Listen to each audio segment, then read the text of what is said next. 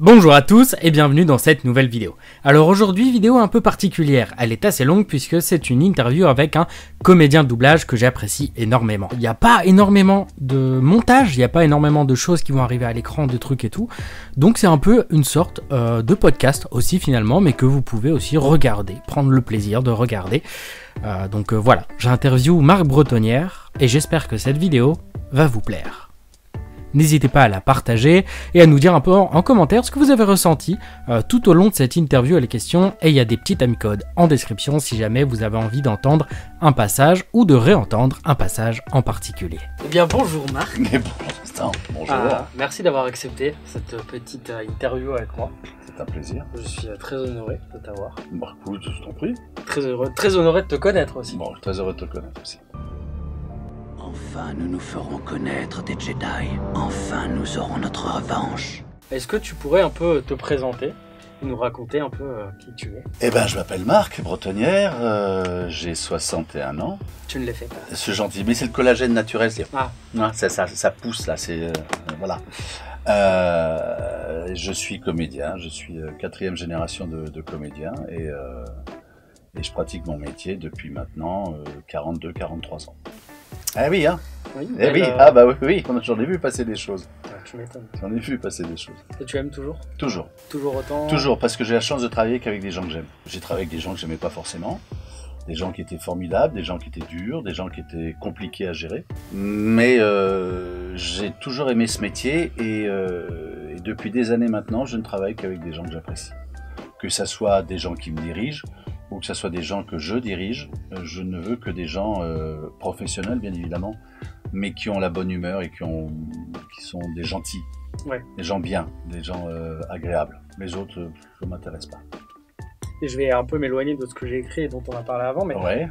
Du coup, tu es comédien, mais tu diriges aussi. Est-ce que tu préfères diriger ou jouer? Ou si t'en fais un trop longtemps, l'autre va te manquer? Non, moi j'aime bien. Comme je te disais au début, c'est comme je ne travaille qu'avec des gens que j'apprécie. Quand je suis comédien, je me laisse aller. C'est-à-dire que j'ai entière confiance dans le directeur ou la directrice artistique. Je me sens bien avec eux.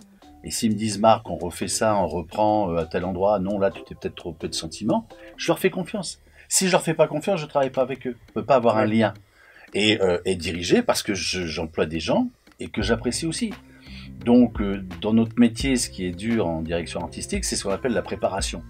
C'est de voir plusieurs fois le film, et puis de choisir les comédiens, demander de leur liberté, de faire ce qu'on appelle un plan de travail, c'est de se dire, ben, un tel viendra de telle heure à telle heure, une telle de telle heure à telle heure.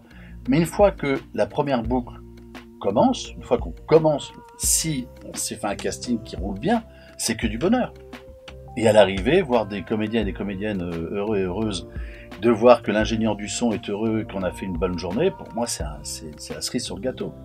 Voilà. Ça donne envie de rejoindre un peu cette famille du coup dans le doublage. Et beaucoup de monde, je sais, aimerait s'essayer à ça. Et c'est un métier pas facile, mais... Moi j'ai un conseil, c'est un métier de prenez des cours avant. Ou jouer au théâtre. Ouais. Alors il y a effectivement, comme au cinéma, il y a des Lino Ventura, il y a des Gabins, il y a plein d'autres, il y a des gens qui n'ont jamais pris de cours et qui sont bons. Mais c'est une personne. Mais voilà, mais en majorité, avoir pris des cours, c'est quand même assez utile. Prendre des cours et puis jouer au théâtre et pouvoir faire un peu de cinéma, ce genre de choses.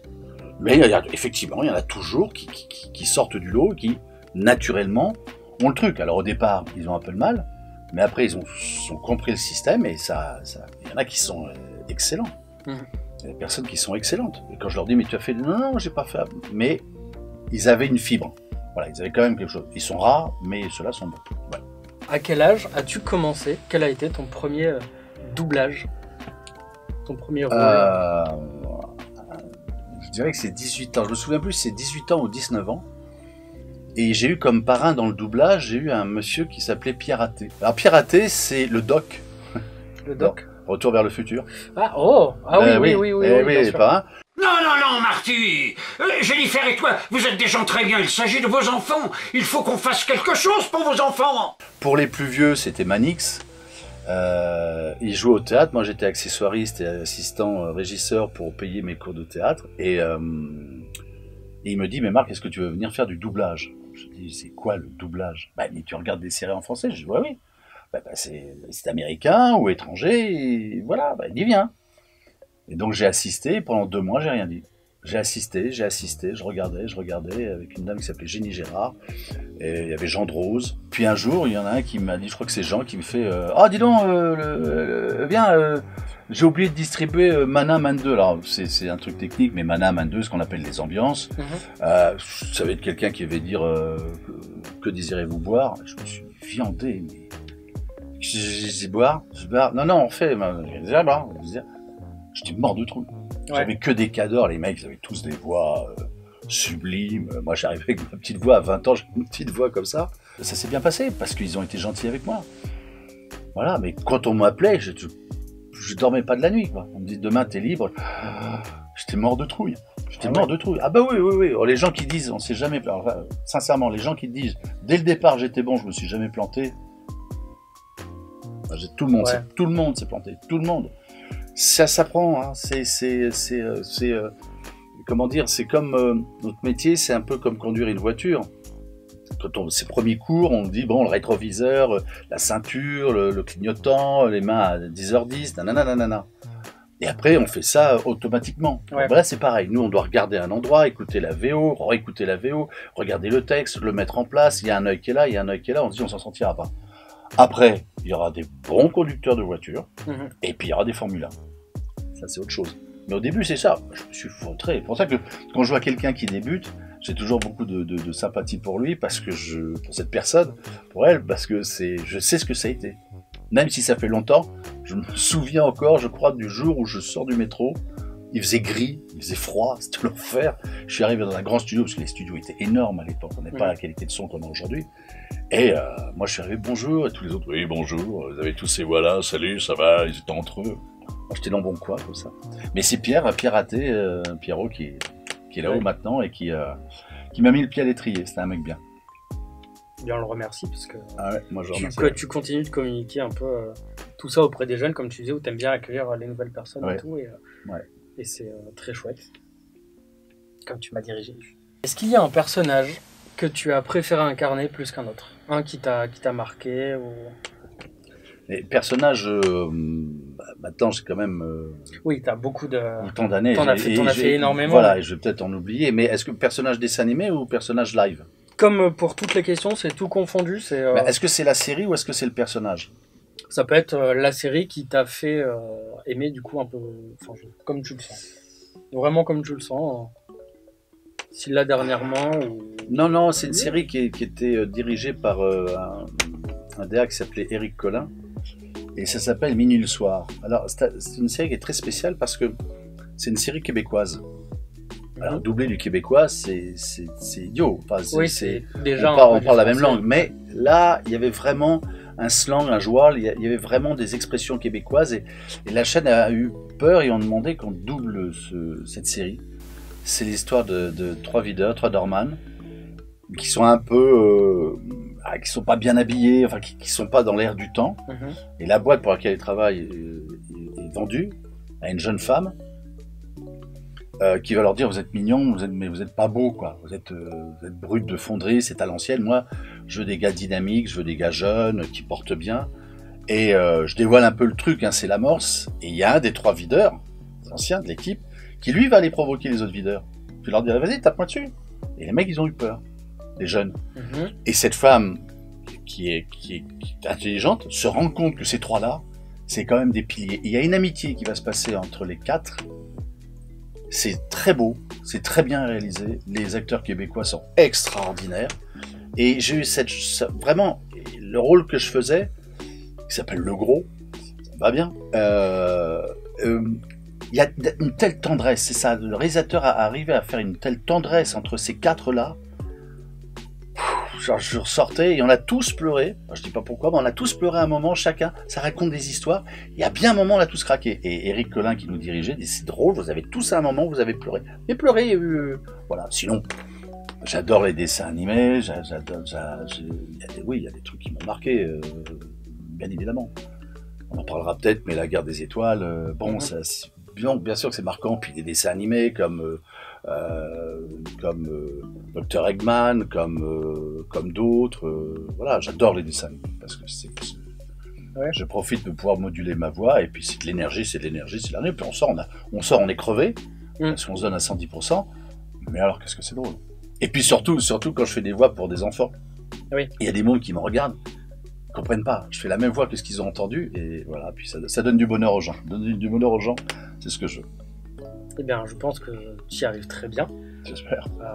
Moi, un personnage, déjà, hors question là, mais un personnage que tu as incarné qui me fait beaucoup rire quand je l'entends, du coup, c'est un personnage qui n'a pas de texte à proprement parler, puisqu'il ne parle pas, vu que ce n'est pas un être humain, c'est un chien. C'est Bond. Ah oui. Ah oui, tu l'aimes? Oui, évidemment que je l'aime. Oui, oui, Bond, oui. Bond, oui. Voilà. Ah oui, mais il a... Oui. Spike's Family, bien évidemment.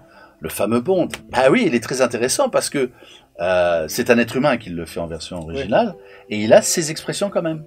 C'est pas que ouf ouf. Ouais. Donc c'est... Ouais, il a des réelles intonations sur ses sentiments. Donc il demande autant de boulot, on pourrait se dire, bah c'est plus simple. Non, il demande autant de boulot que les autres personnages. Ouais, j'aime bien le Bond. Il est un peu comme moi, il est un peu rond. Gentil. Ouais, c'est vrai que c'est un personnage qui te va bien. Il a un caractère adorable, comme toi. Et il fait partie d'une famille, un peu comme toi, avec les comédiens que tu diriges sur la série. Ils sont tous extra.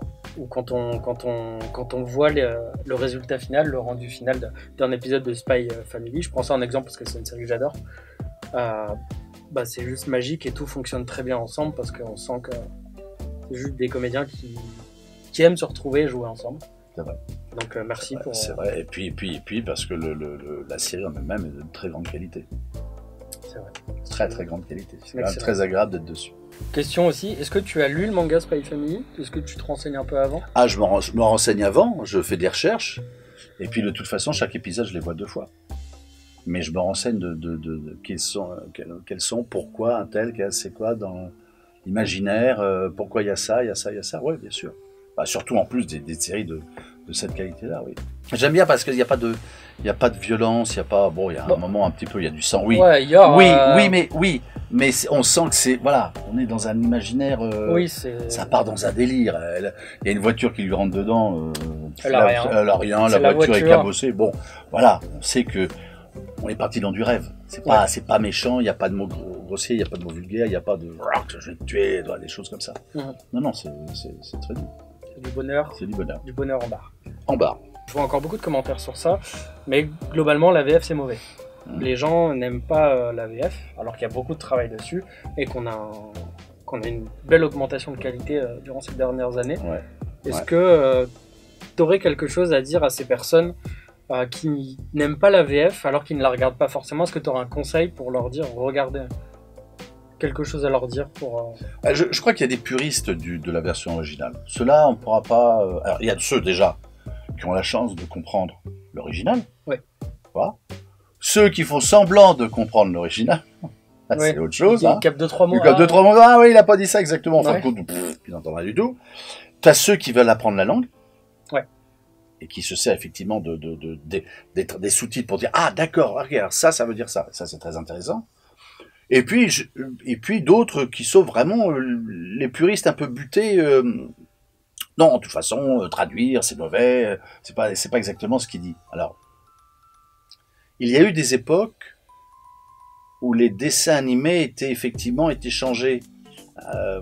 On ne pouvait pas dire exactement. Quand les premiers mangas sont arrivés en France, les chaînes ont été surpris un peu des fois par des mots violents, par de la violence. Et on demandait d'édulcorer. C'est peut-être des fois la chaîne qui demande d'édulcorer un petit peu. Et quelqu'un qui s'y connaît ou qui maîtrise la langue, la VO, il dit mais non, en telle langue, il lui dit mais tue-le, bute-le. Et vous avez demandé de traduire par fais-lui mal. Ouais, on perd un réel sens à certains énervements de personnages. Voilà, ça peut venir aussi de la chaîne qui a peur, qui est frileuse, qui peut se dire non, là ça va très loin. Hein. Mais d'autres, ça va être simplement du snobisme. Alors je pense, alors il y a peut-être des fois des adaptations qui sont pas au top du top du top, mais sincèrement, quand je vois le Retour du Roi, les 2 tours et trucs comme ça, quand je vois une VF de si grande qualité, et je le dis, je n'ai pas dit un mot sur cette série. Sur cette série de films. Oui. Donc, mais quand j'ai vu le truc, je sais le boulot que ça demande. j'ai la mâchoire qui se décroche. Et alors on va parler, maintenant je vais parler des vieux trucs, là c'est pour les anciens, mais des Amicalement Vôtre, des Magnum, des choses comme ça. Je dois dire que la VF a amené à la VO. Ouais. Et tout le monde le dit, tout le monde le dit. Ça c'est Roger Moore qui était le producteur exécutif d'Amicalement Vôtre, l'a fait, si les souvenirs sont bons, l'a rediffusé en version française sous-titrée en anglais en Angleterre. Ah ouais? Alors, moi je l'ai pas vu. C'est peut-être une bêtise qu'on m'a racontée, mais je crois que c'est vrai. Là, je dis peut-être, je ne mettrai pas ma tête à couper. Mais il a adoré parce que c'est comme Starsky et Hutch. Ils ont amené des choses. On se permettait des choses. Aujourd'hui, on est plus serré. Les chaînes demandent qu'on respecte effectivement, ils ont certainement raison, qu'on respecte le texte. Mais voilà, ça amène quelque chose. Et puis n'oublions pas, je finirai là-dessus, que beaucoup de personnes ont des problèmes de vision. Et ça leur fait très mal aux yeux, au cinéma, à la tête, de faire ça. Ouais. De regarder tout ça et de dire non, mais ça me fatigue les yeux. Donc, moi, je pense aussi à tous ces gens-là qui te disent bah, moi, regardez la traduction, je peux pas regarder ça. Non, moi, il faut que j'entende. Voilà. Et je suis vraiment d'accord avec toi parce que, par exemple, moi, je suis un très grand fan. Ma série préférée, c'est Scrubs. Et pour moi, il y a que la VF. J'ai essayé de regarder en VO, mais je suis tellement habitué à ces voix qui ont bercé un peu mon début d'adolescence, ce que j'ai connu à ce moment-là, que pour moi, ce serait impossible de regarder, et ça a apporté beaucoup de choses. Alexis Thomasian, du coup, dans JD, il est...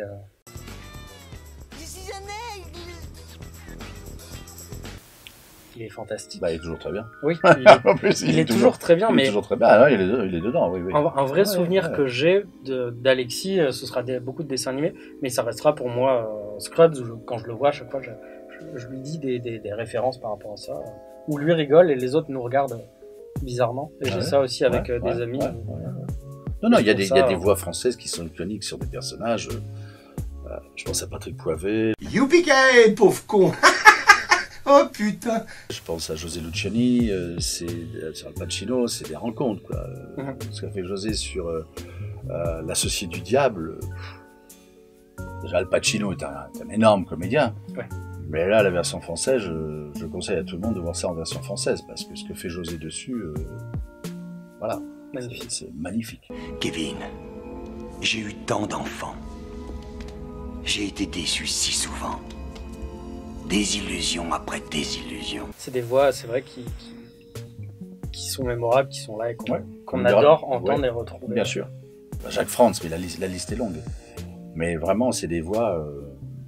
Bon, bah c'est là, c'est dans le cœur et c'est dans la tête, quoi. C'est vrai. Et quand on l'entend, même, on les retrouve à chaque fois. Bien sûr. Toujours un plaisir.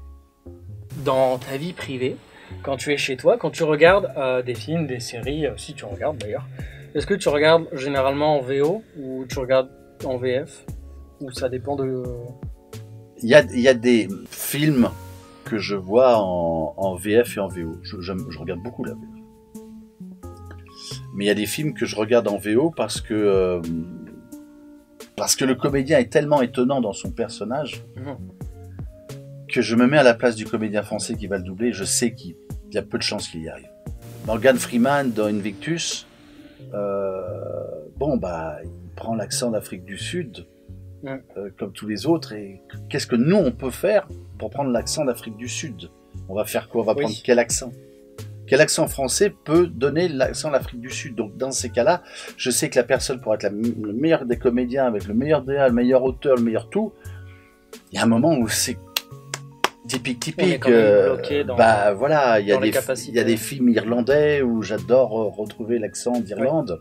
Il y a Daniel Day-Lewis qui est mon dieu en tant que comédien, d'avoir autant de talent, je trouve qu'il est stratosphérique.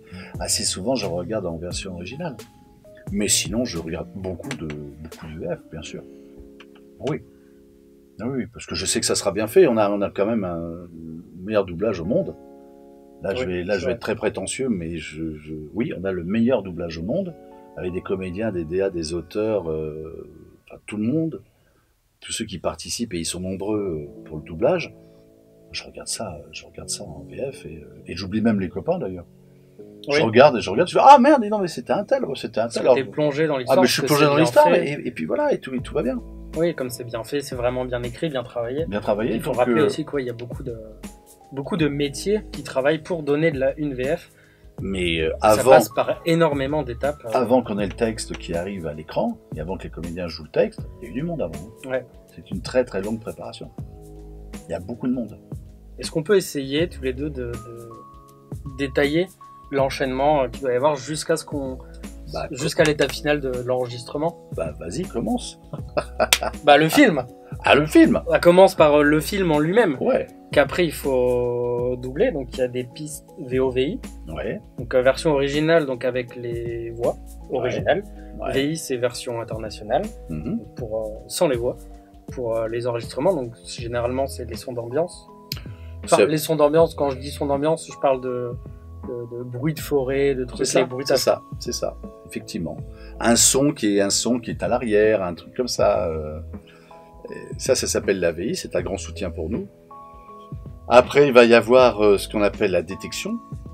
Après, il y a ce qu'on appelle aussi l'adaptation, la traduction, l'adaptation, qui sont deux choses différentes. On peut effectivement traduire, il y a une personne qui traduit, littéralement, mot par mot, voilà. Il a dit ça, ça veut dire ça. Pour les sous-titres, généralement. Pour les sous-titres. Mais ça ne va pas aller forcément avec les mouvements de la bouche. Donc là, ça s'appelle l'adaptation pour que le texte français, la traduction pure du français, aille dans les mouvements de lèvres des comédiens. Ouverture, fermeture. Voilà. Donc après, l'enregistrement. Alors après, l'enregistrement, c'est le choix des comédiens. Qui ira le mieux pour doubler un tel? Et après, c'est la direction. Là, c'est, comme je disais, c'est la cerise sur le gâteau. C'est le moment magique où le texte prend vie. On voit que tout ce qui a été fait en amont prend vie. Et là, c'est la direction avec le DA ou la DA et qui va dire oui, c'est bien. Alors, trop court, trop long, sans rentrer dans la technique. Mais si vous voyez une bouche d'un comédien original qui fait ça et que le son, ça ne va pas jusqu'au bout, bon, on va dire c'était trop court ou t'es trop long, c'est-à-dire que tu débordes, la voix française va plus loin que la fermeture de bouche de la version originale. Voilà. Après, il y a l'ingénieur du son, il y a le mix qui est très très important. Qui est vraiment l'étape finale, que tout soit fusionné pour donner... Voilà. Et après, on montre ça au client et on dit en espérant qu'il soit heureux. Parce que le but, c'est qu'il soit satisfait. Il nous a donné une œuvre. Sinon, c'est la merde. Hein. Ah oui, s'il est pas content, il est pas content. Est-ce que ça arrive, souvent, je pense pas, mais de devoir recast complètement une personne? C'est-à-dire, tu as fait genre 2h30 de film, et là, le client, il te dit, lui, je l'aime pas, je veux qu'on change. Alors, ça m'est jamais arrivé. Pour moi, ça m'est jamais arrivé. Mais il y en a chez qui c'est arrivé, oui, quelques-uns. C'est extrêmement rare. C'est extrêmement rare. Il faut vraiment que le client se dise « Ah non, en fin de compte, je me suis trompé sur le choix du comédien. » Ouais. Mais non, parce qu'avant, on en parle quand même au client. Ouais. Et donc, c'est accepté. Par contre, j'ai refusé 2 fois de travailler avec un DA. Non pas que le DA ne me plaisait pas, mais je savais que j'allais dans le mur. Que le personnage te correspondait pas. Mais une fois, j'ai dit non.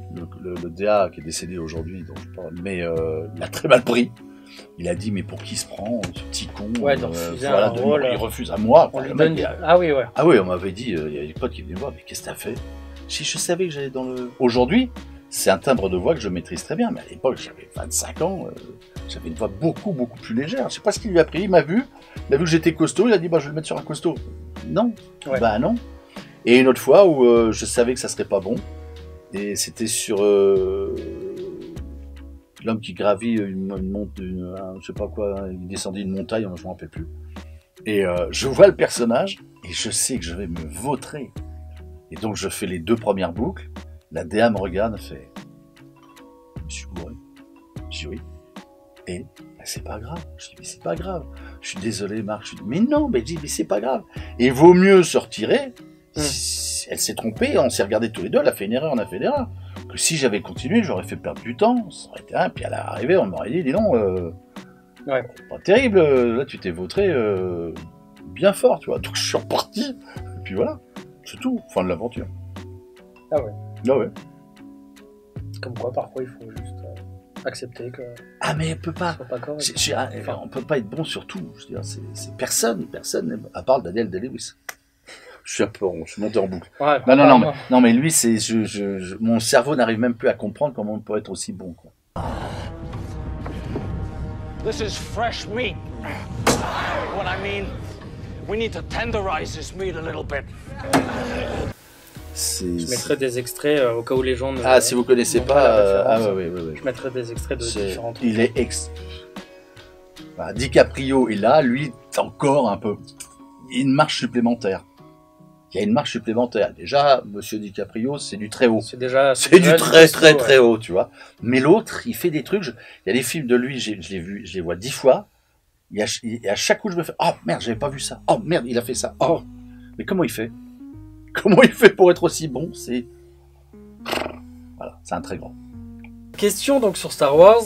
Qu'est-ce que ça te fait d'avoir été la voix d'un des sites les plus iconiques? Pas une grande joie. Nous étions promis à être les outils d'un plus grand pouvoir. Mais j'ai pourtant bien joué mon rôle. Et sais-tu comment on m'a remercié? Entrer dans la famille Star Wars, c'est une grande joie. Ça y est, je fais partie de l'histoire, entre guillemets. Oui. Mais je suis un petit rouage, quoi. Je suis un petit morceau de toute cette folie interplanétaire, mondiale, merveilleuse, belle histoire.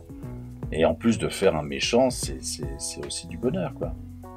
Ah, c'est pas n'importe qui, quand même. C'est pas n'importe qui.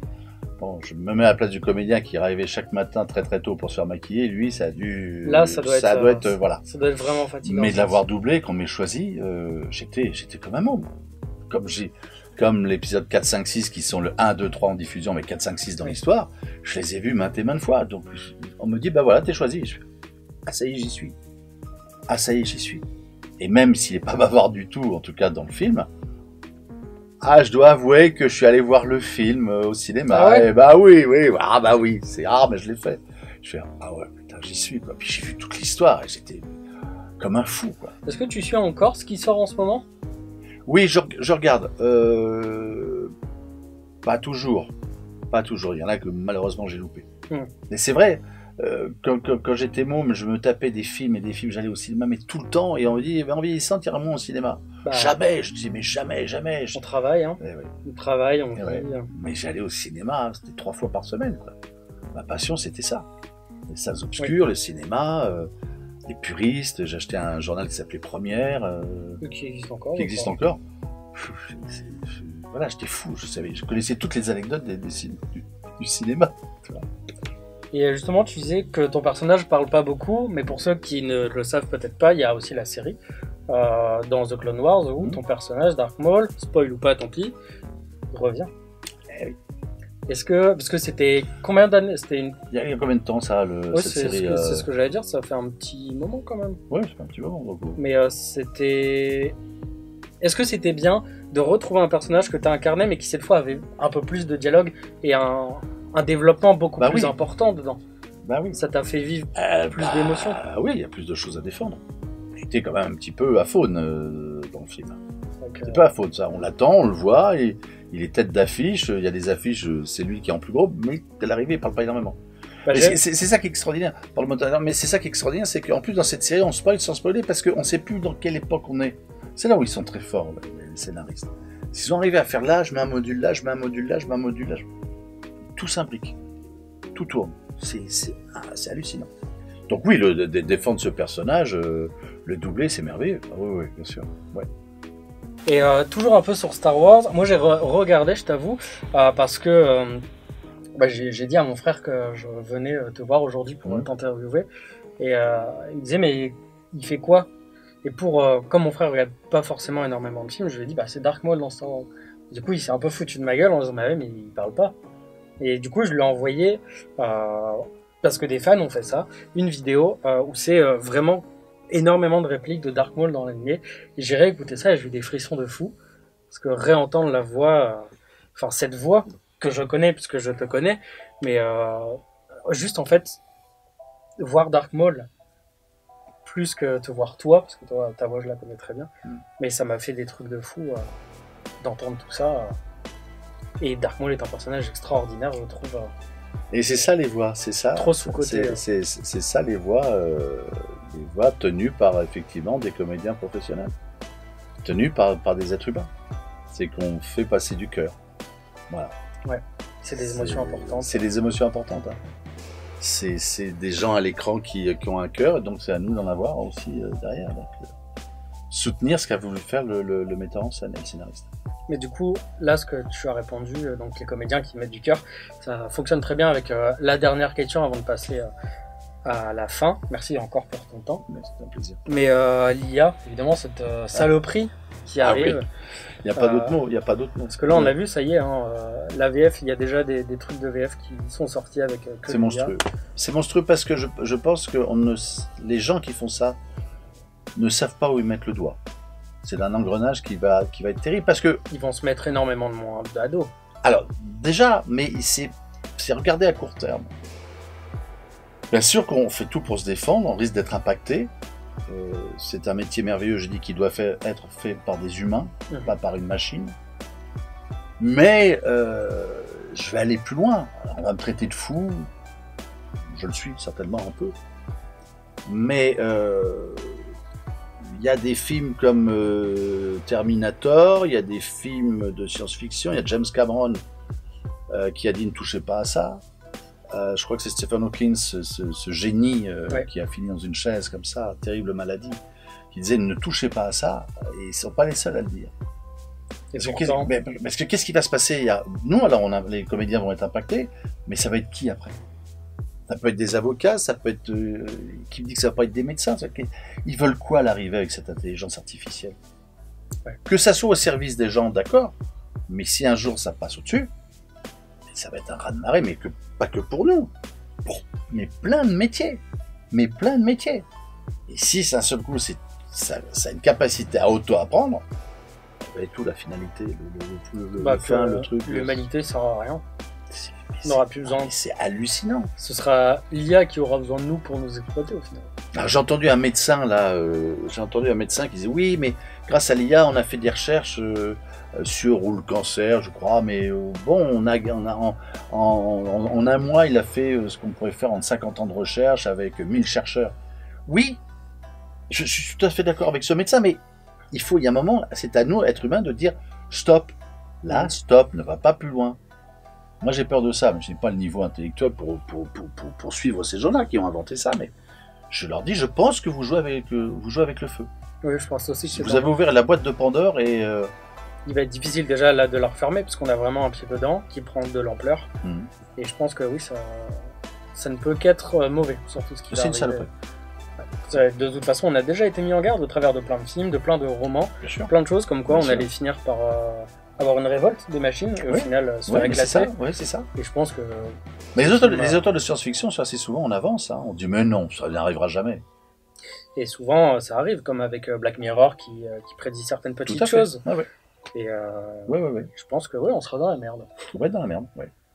Donc faut à nous tous, il n'y a pas que les comédiens, il n'y a pas que les autres, à nous tous de faire très très gaffe. Et de dire non, il faut des codes, faut pouvoir arrêter la machine quand on le désire. Il faut garder un contrôle. Voilà. Mais la cupidité de certains fait que, malheureusement. Ouais. Donc ce sera pour toi, mais je ne sais pas si tu l'as vu passer, et ce sera aussi pour les abonnés, mais il y a une pétition, Touche pas à ma VF, qui est sortie, où il y a beaucoup de grands comédiens qui ont lancé ça, Brigitte Lecordier, Donald Regnault et tout ça, donc Touche pas à ma VF, une pétition pour empêcher... que l'IA soit utilisée et qu'on garde les comédiens. Une pétition qui a qui a dépassé 120 000 signatures. Il faudrait 150 000. Ça permet de relancer ça. J'espère qu'on va avoir une ministre de la Culture qui va légiférer là-dessus et qui va nous protéger. Elle est là pour ça. À la base. Elle est là pour ça. Donc, faut qu'elle nous écoute et faut qu'elle... J'espère qu'elle le fera. J'en sais rien, je ne connais pas cette femme. Mais j'espère qu'elle le fera. J'espère aussi. Parce que ce serait horrible comme là je te parlais de Dark Maul, d'avoir tous ces souvenirs, se dire que maintenant en fait il y aura plus, on pourra plus mettre un visage sur quelque chose, puisque ce sera que de... Puis je pense à la nouvelle génération, on peut dire la créativité qui se casse, les métiers qui s'en vont. Mais c'est pour aussi la nouvelle génération. C'est pour eux. Moi, ça y est, je continue, ma tête va bien, les cordes vocales vont bien, mais c'est vrai que j'ai déjà... Attends, je fais des gens plus âgés, plus mais il y a toute une nouvelle génération remplie de talent. Et d'un seul coup, on dit, ah bah non. Ah oui, bah oui, mais non. Ouais, au final, le en fin métier de compte, on n'a plus besoin de vous, hein, les gars. Allez, salut, au revoir. Hein. Vous rêviez d'en faire votre métier, c'est Ah dommage. non, c'est moche. Hein. Ah oui, non, c'est fini, c'est terminé. C'est vrai que c'est horrible de... Mais c'est pour ça que je dis que cette saloperie va remplacer plein d'autres métiers. Il n'y a pas que nous. Ouais. Si les projecteurs devaient être sur nous parce qu'on est les premiers à être impactés, eh bien mettez l'éclairage sur nous, les projecteurs sur nous, parce que ça va vous arriver aussi après les projecteurs. Une fois qu'on sera fini, ça sera les autres. Hein. Et puis ça va aller très vite. On dira, mais pourquoi tel métier? Intelligence artificielle. Mais pourquoi un tel? Intelligence artificielle. Oui. Non, mais pourquoi des avocats? Pourquoi des ceci? Pourquoi... Et qui nous dit qu'un jour, il n'y aura pas des médecins? On n'aura plus besoin de médecins. On mettra son pouce dans une machine, ça prendra le sang qu'on a, on fera l'iris, le truc, dit, bon, alors monsieur, vous avez ça. Oui, mais un médecin, c'est quand même des gens qui ont fait des sacrées études, mais il y a de l'humain.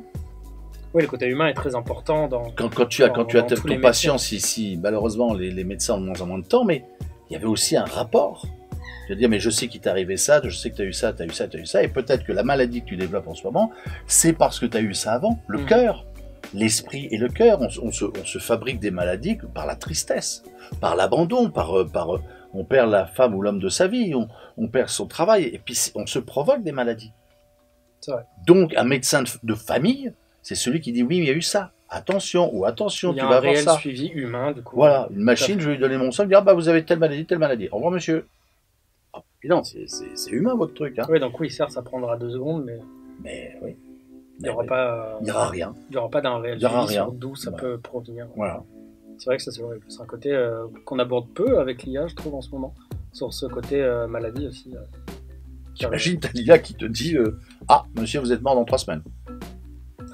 Oui. Merci. Bonne journée, monsieur. N'oubliez pas de payer. Oui. C'est vrai, c'est horrible. C'est horrible. La pire manière d'apprendre. Ah, vous êtes mort dans 3 semaines. Allez, au revoir, monsieur. Bonne journée. Allez, salut. Allez, salut. Merci d'être venu. Ou est-ce qu'il n'y a pas aussi le fait de manipuler? Parce que ça manipule de plus en plus. On peut manipuler certaines choses. On ne sait pas. Il y a des esprits terriblement intelligents, mais terriblement pervers, qui vont peut-être inventer des choses. Et puis, si on arrive à prendre ma voix, qui te dit qu'on ne va pas prendre la voix d'un homme politique, oui. Imaginons, je court-circuite une chaîne, et je fais dire à quelqu'un d'important que une catastrophe arrive. Oui, il y a des gens qui s'amusent déjà avec faire des trucs comme ça sur les réseaux sociaux. T'imagines le truc? C'est la guerre des mondes. Ouais. C'est Orson Welles qui avait inventé un moment un truc comme ça, il dit New York est attaqué, d'un. Imaginons que quelqu'un nous dise on est attaqué. La panique. Les gens vont prendre leur voiture. Le temps de dire non, non, on a été piraté. Non, c'est... Ouais. Et il y a des gens qui disent non, vous n'avez pas été piraté, vous l'avez vraiment dit. C'est monstrueux. Non, c'est la boîte de Pandore. Hein. C'est très dangereux.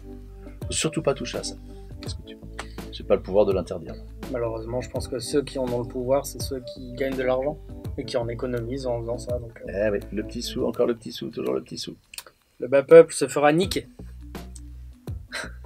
Mais donc, ouais, je vous invite, la pétition sera en description à regarder et à la signer si ça vous dit pour continuer d'entendre ces voix iconiques comme celle de Marc Bretonnière juste ici. Encore merci Marc. Mais merci à toi. On va finir avec une phrase que tu vas dire aux abonnés.